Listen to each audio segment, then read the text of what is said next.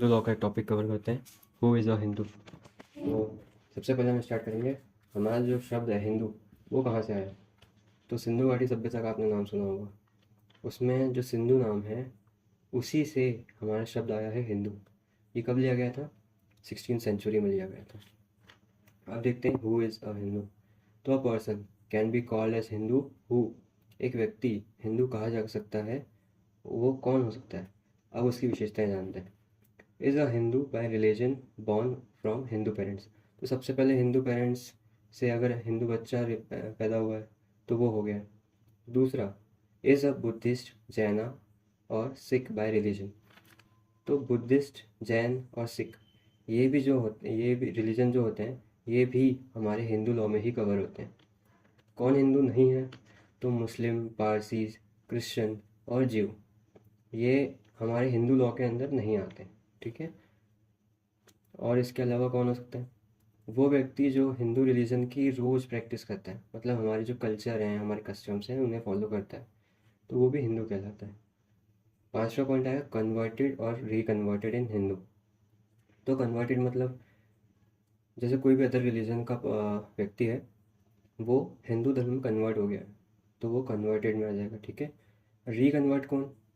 तो सबसे पहले समझ लीजिए वो हिंदू था, फिर किसी और रिलीजन में उसने कन्वर्ट किया, फिर उस रिलीजन से वापस उसने हिंदू में कन्वर्ट कर लिया, तो ये हो गया हमारा रिकन्वर्ट। ठीक है।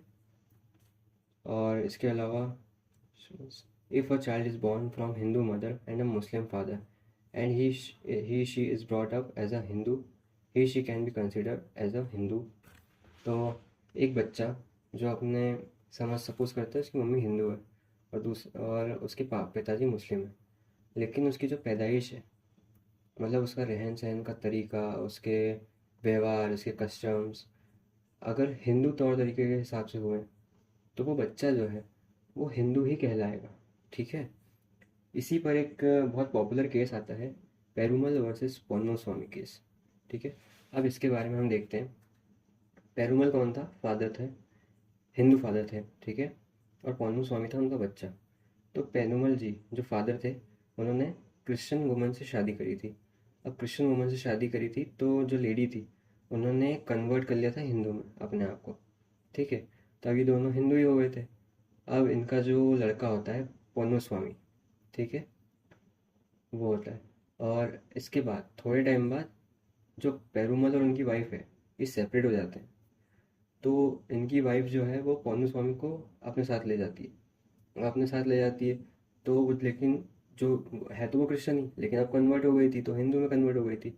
अब पोन्नो स्वामी जो है वो अपने तौर तरीके, पूजा पाठ जो भी है सब हिंदू रिचुअल्स के हिसाब से करता था। ठीक है। अब पोन्नो स्वामी चाहता था कि उसे उसके पापा की जो प्रॉपर्टी है उसमें हिस्सा मिले, लेकिन पेरुमल बोल रहे थे कि वो तो है ही नहीं हिंदू, तो उसे कैसे देंगे। तो यहाँ पे जो हमारा सुप्रीम कोर्ट का वर्डिक्ट आया वो ऐसा था कि भले ही पोन्नो स्वामी मतलब जो रिचुअल्स उसके निभा रहा था, जो उसके तौर तरीके वो कर रहा था, वो तो पूरे हिंदू तौर तरीके थे। जो पूरा ब्रॉट अप हुआ है वो पूरा हिंदू तौर तरीके से हुआ है। ठीक है। तो ये जो केस है वो पोन्नो स्वामी के ही फेवर में गया और उसे उसके पिताजी की प्रॉपर्टी में हिस्सा मिला। ठीक है। तो यही है पूरा हमारा टॉपिक, सिंपलेस्ट फॉर्म में है, हु इज़ अ हिंदू। तो आज का हमने हु इज़ अ हिंदू का टॉपिक कवर कर लिया। कल हम देखेंगे सोर्सेज ऑफ हिंदू लॉ का टॉपिक। ऐसे ही रिटर्न नोट्स के लिए, बेयर एक्ट्स के लिए आप हमारा टेलीग्राम चैनल ज्वाइन कर सकते हैं, लॉ विद सौरभ। ओके। और मैं अपने पर्सनली हैंड रिटन नोट्स वहाँ पे डालता हूँ। मैं भी स्टडी कर रहा हूँ इसलिए मैं नोट्स बनाता रहता हूँ, तो मैं वहाँ पे डालते रहूँगा। अगर आपको ये वीडियो पसंद आए तो फॉलो करना मेरे चैनल को। टेलीग्राम चैनल पे भी अपडेटेड रहना, और यूट्यूब पे भी मेरा चैनल सब्सक्राइब करना। और अगर वीडियो पसंद आई हो तो लाइक करना। Have a good day. Thank you.